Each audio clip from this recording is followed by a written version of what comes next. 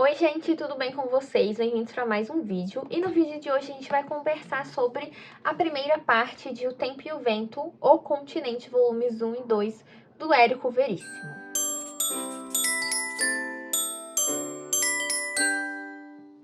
Quem assistiu o vídeo das melhores leituras de 2022 sabe que esse daqui ficou em primeiro lugar. Esse livro foi a melhor coisa que eu li no ano passado. E assim, foi um livro que eu terminei em dezembro, né? Então assim, logo finalizando o ano com chave de ouro.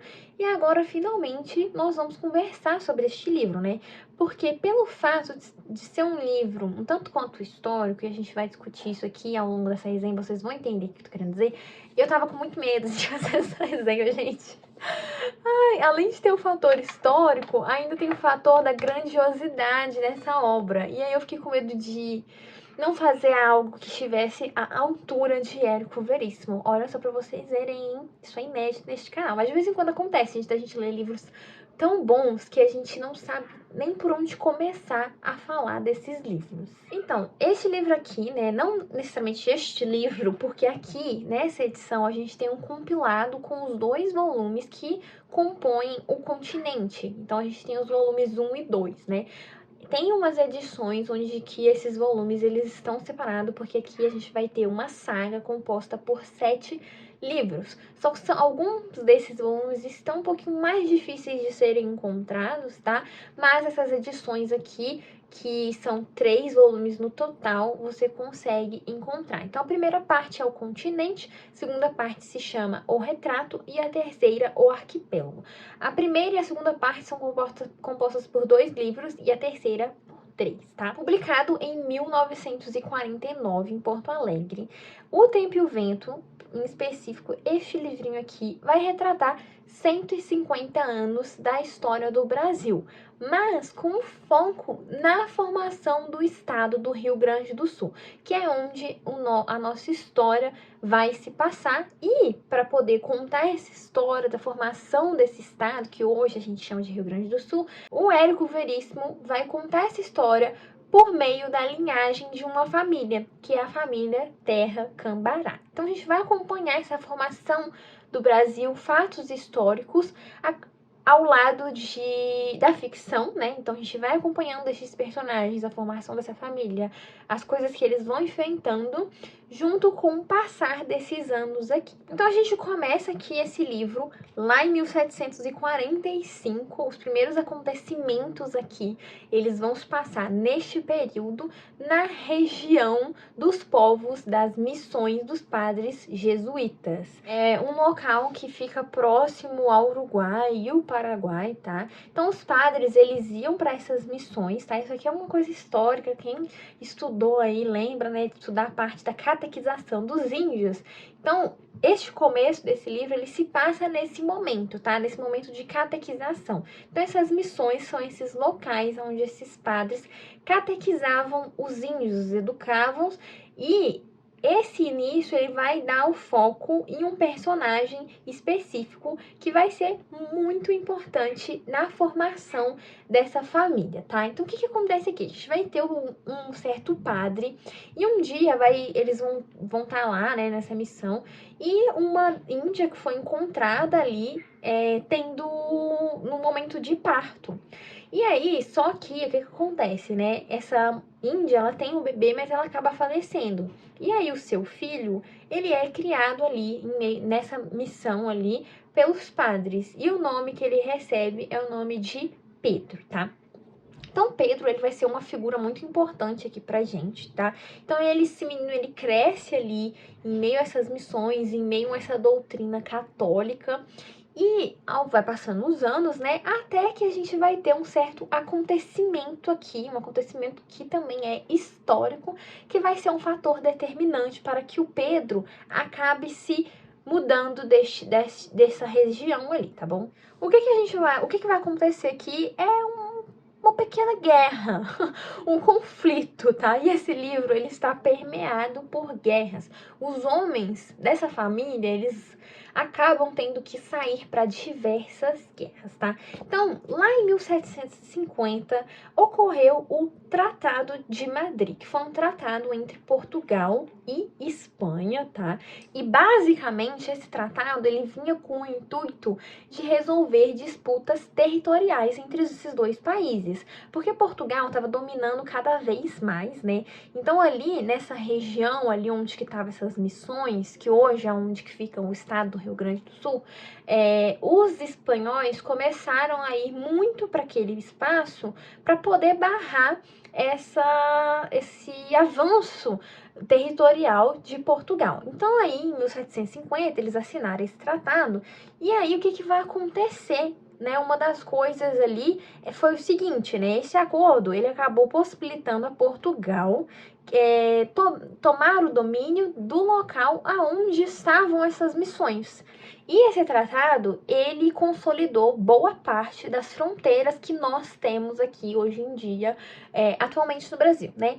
Então, o que aconteceu aqui, né? Explicando para vocês um pouquinho de história que eu pesquisei, né? Porque lembrando que eu sou professora de português, tá? Então, se eu falar bobagem, releve. Eu pesquisei, mas pode ser que eu me equivoque aqui na hora de falar. Então, basicamente, o que rolou?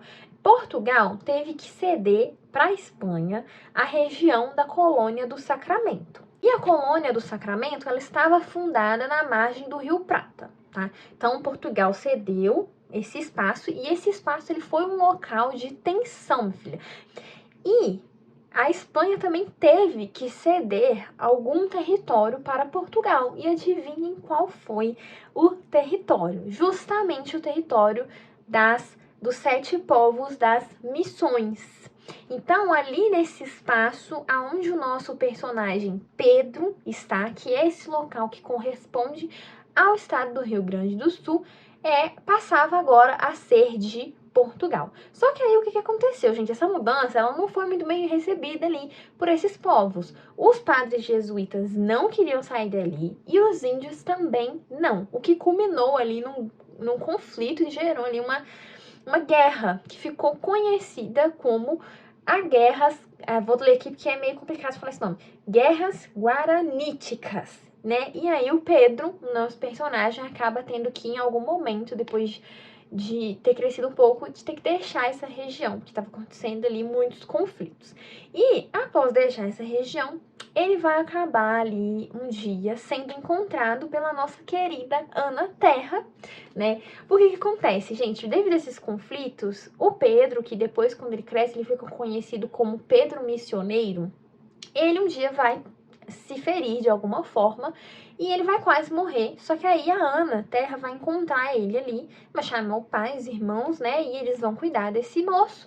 E esse moço fica ali, né? Nesse lugar ali onde que os Terras estão vivendo. Os Terras são uma família que vieram de São Paulo ali pra morar ali naquele espaço.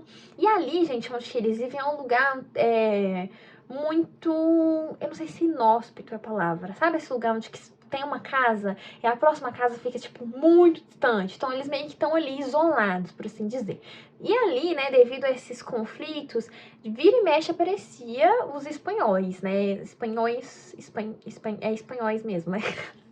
Então, vira e mexe aparecem espanhóis ali, bem assim, não muito bacanas esses espanhóis, eles chamam aqui de castelhanos. Então, o Pedro vai chegar, né, e a Ana fica bem relutante com esse moço, ela não sabe se ajuda, o pai dela também não sabe se ajuda, né, que é um maneco terra, então eles ficam meio receosos com esse forasteiro, porque eles estão acostumados a ter um tratamento hostil de pessoas que vêm de fora. Mas eles acabam ajudando eles, cuidam do tratamento dele, e esse moço, né, o Pedro, vai ficar lá e vai ajudar essa família, ele vai domar cavalos, vai começar a prestar alguns serviços, e a Ana... E aí a gente tem aqui o capítulo, né? Essa parte acontece no capítulo Ana Terra, que é uma das personagens mais conhecidas na literatura brasileira. A gente vai, né, vendo que ela tá gostando do Pedro. Então a Ana, ela se apaixona por ele e ele também se apaixona por ela.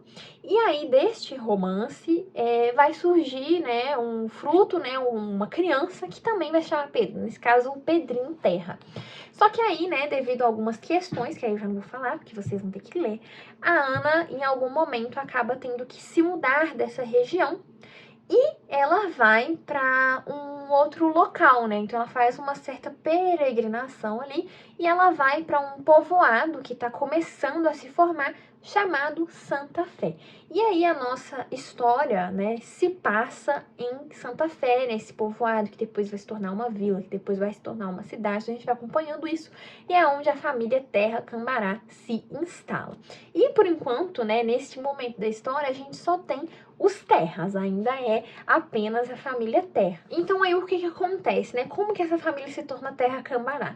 Então ali a Ana Terra vai se instalar ali com seu filho Pedrinho, e o Pedrinho depois ele cresce, ele se casa e ele tem filhos. Então aí os nomes dos filhos dele, né, são o Juvenal e a Bibiana Terra. E a Bibiana, gente, é uma das melhores personagens aqui e é onde o foco narrativo se recai. Então a Bibiana, ela é narrada como uma moça muito bonita, jovem, uma moça extremamente parecida com a sua avó, Ana Terra. Elas até têm ditos muito parecidos, né? Tem um aqui que é muito marcado, né? Porque as duas falam que é dia de vento, dia de morto.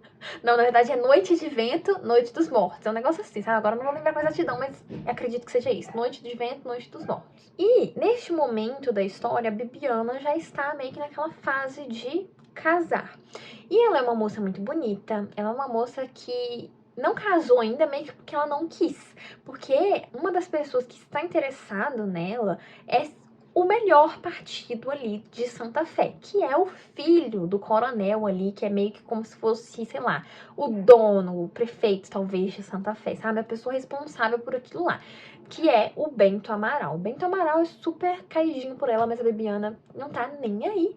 Mas as coisas vão mudar com a chegada de um forasteiro, que é o tão famoso, um certo Capitão Rodrigo Cambará. Vocês já estão pegando o que vai acontecer, né? Então, o Capitão Rodrigo, ele chega nessa terra e ele é uma pessoa que causa muito.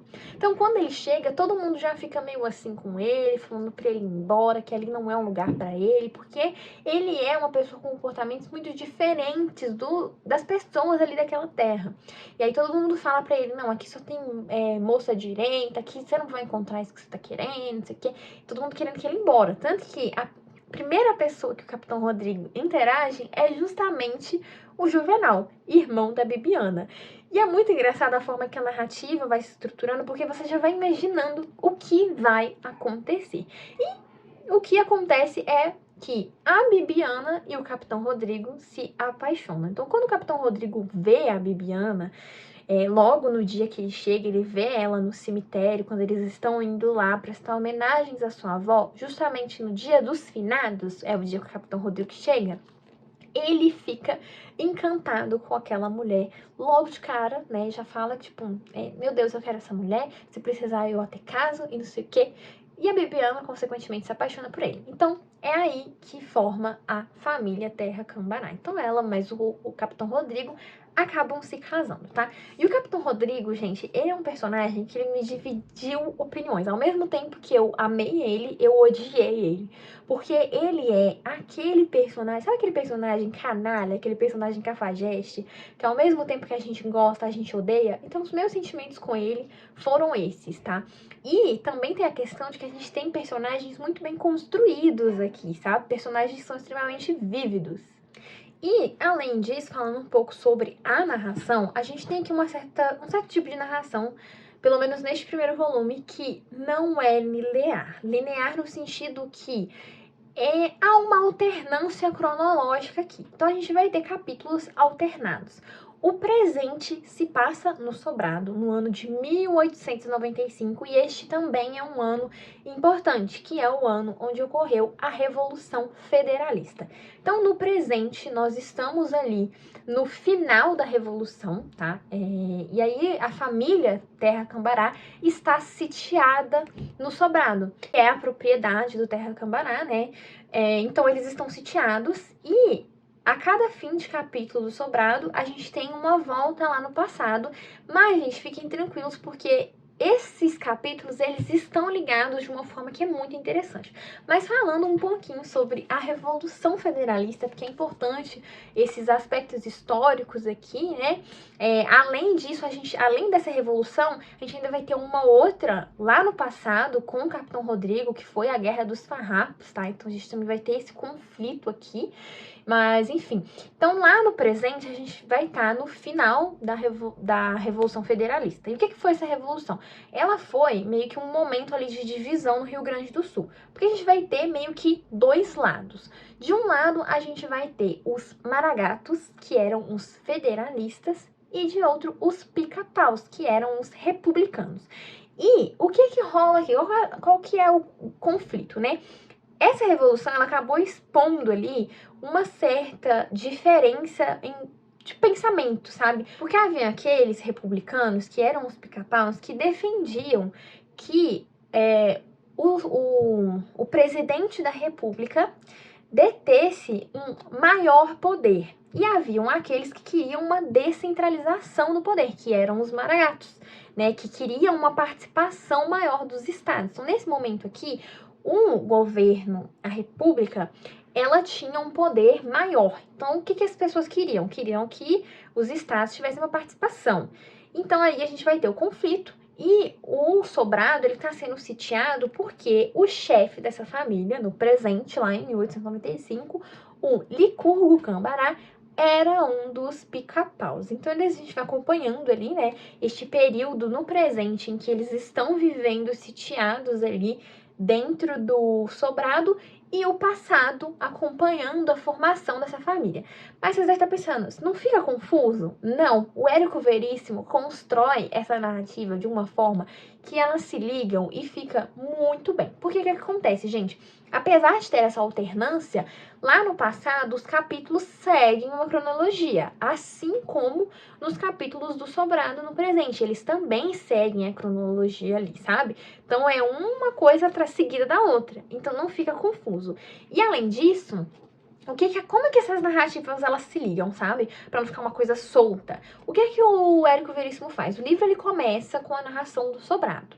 E para poder voltar no passado é muito interessante porque no final do capítulo ele foca em um objeto e esse objeto tem uma história. E aí ele volta no passado para contar essa história que está associada a esse objeto. Ou, também, dando um exemplo, quando ele volta no passado, ele vai contar do Capitão Rodrigo. Então, a gente tá lá no Sobrado e a Bibiana tece um comentário falando, eu fico imaginando que o Capitão Rodrigo falaria sobre isso. Então, ele volta no passado para poder contar sobre o Capitão Rodrigo. Então, é uma narrativa que, apesar de fazer essa alternância, ela é uma alternância que está ligada uma na outra. Então, ao mesmo tempo que a gente está lá no presente, acompanhando esse momento de tensão no Sobrado, a gente volta lá no passado para entender a formação dessa família e não apenas isso, entender a formação, né, do país e do estado, momentos históricos aqui que foram importantes, para chegar ali neste momento lá em 1895. Então, assim, pensando nisso, uma das coisas que eu mais gostei nesse livro foi justamente essa forma narrativa, sabe? Essa alternância entre passado e presente, entre ficção e realidade, né? Porque a forma que o Érico escreve aqui é muito magnífica, gente. Nossa, tô gastando com as palavras, muito magnífica. Porque quando ele cita aqui um personagem histórico, um personagem, né? Tô falando personagem porque no livro é como se fosse mesmo um personagem. Então ele cita o nome de alguém que foi importante ali, que teve ali um papel. Ele fala, só para vocês terem noção, aqui a gente acompanha um processo, né? Como eu disse, lá nas missões espanholas, portuguesas, até o momento que o Brasil se torna uma república. Então a gente tem essas passagens de tempo, essas mudanças. Então a gente tem a chegada da família real, quando Napoleão invadiu Portugal e eles vieram para cá. A gente tem a saída, né, esse momento ali de transição, quando o Brasil deixa de ser império e passa a ser uma república. Então a gente tem esse entrelaçamento entre ficção e realidade que funciona maravilhosamente bem e não fica enfadonho, porque às vezes, né, você pode pensar assim, nossa, está cheio de coisa histórica, tá cheio de fatos históricos, cheio de guerra, cheio de revolução, nossa, deve ser chato. Jamais, gente, ele cria isso de uma forma que fica simplesmente perfeito, esse entrelaçamento entre a ficção e a realidade aqui. E um outro ponto que faz com que esse livro seja tão perfeito são os personagens, são a família Terra Camará. Então, aqui nesse primeiro volume tem alguns personagens que eu simplesmente amo, como a própria Ana Terra. Ela é uma personagem muito forte, ela é uma personagem, assim como ela, os demais também são personagens extremamente vívidos, sabe? Ao ponto de, quando tem uma narração aqui, uma descrição sobre certas coisas, você consegue imaginar eles claramente, gente. Conseguia imaginar eles de uma forma tão vívida na minha cabeça. E é maravilhoso, gente. Assim, esse autor, ele escreve de uma forma que eu, assim, nesse meu tempo de leitora, nesses meus 23 anos, e desde, sei lá, eu leio desde meus 14, eu nunca tinha encontrado uma descrição, assim, tão maravilhosa, uma escrita tão impecável quanto a do Érico. Ele faz uma construção aqui que é muito boa.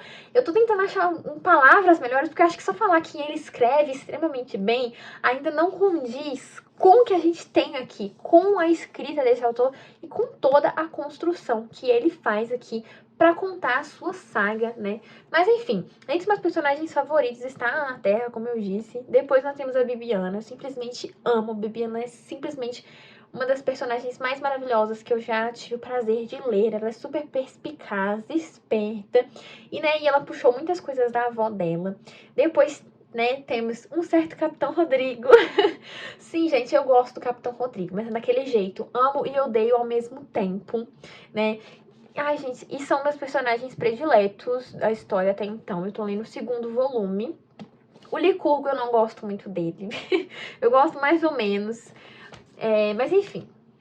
E uma coisa que eu achei interessante, igual eu comentei pra vocês, que a gente tem vários fatos históricos, é que ao final nós temos uma cronologia. Então, e essa cronologia é uma cronologia que mescla, né, os fatos históricos e a ficção dentro do livro. Só tá escrito assim, ó. Essa cronologia relaciona fatos históricos a acontecimentos ficcionais dos 2 volumes de O Continente. Então, se por um acaso você ficar perdido, o que eu acho difícil isso acontecer, porque o Érico escreve muito bem, aqui você pode vir ao final e aí você vai encontrar uma cronologia com coisas, né, do Brasil mesmo, associada aos acontecimentos literários. Eu vou tentar achar aqui, ó, um exemplo. Aqui, ó, igual, por exemplo, aqui, ó, no ano de 1756, nós temos aqui, ó, o fato histórico. Em 7 de fevereiro, Sepete Araju morre em combate contra portugueses e espanhóis. Aí, ao lado, no mesmo ano, o coronel Ricardo Amaral, fundador da Estância de Santa Fé, toma parte nas batalhas do lado dos ibéricos. E aí, enfim, tem essas associações, tá? Então, você não vai ficar perdido, tá? Porque se você conseguir fazer essa proeza, tô brincando, tá, gente? Eu sei que cada leitor tem a sua experiência, mas tô dizendo que, pelo que eu li, pelo que outras pessoas já falaram, você não vai ficar perdido, porque o Érico constrói isso aqui de uma forma maravilhosa, ele associa essas questões aqui, então vai ser difícil você se perder, tá bom? Então é isso, gente, que eu queria comentar. Esse aqui foi um livro que eu gostei tanto de ler, sabe? Em todos os sentidos. Ele foi um livro que eu comecei a ler e conforme esses personagens foram sendo apresentados, eu fui ficando cada vez mais apaixonada por esse livro e por essa escrita, né? Agora eu quero ler mais coisas do Érico Veríssimo. Já coloquei na minha lista vários livros dele pra me ler, porque estou apaixonada, estou encantada e eu recomendo fortemente que você também leia este livro, tá? Enfim, gente, vou parar por aqui, porque senão isso daqui vai virar um filme, né? E aí vocês não vão me aguentar mais falando, mas é isso, tá? Leiam Érico Veríssimo, leiam Tempo e o Vento. Se você gostou, deixa o like no vídeo, tá? Isso é muito importante pro YouTube entender que esse vídeo está bom e recomendar ele para outras pessoas. Compartilhe esse vídeo com seus amigos, se inscreva se você ainda não é inscrito e ative a notificação aqui, né? Só clicar no sininho para você saber sempre que eu postar algum vídeo novo, tá bom? Então é isso, espero que vocês tenham gostado. Um beijo e até o próximo vídeo.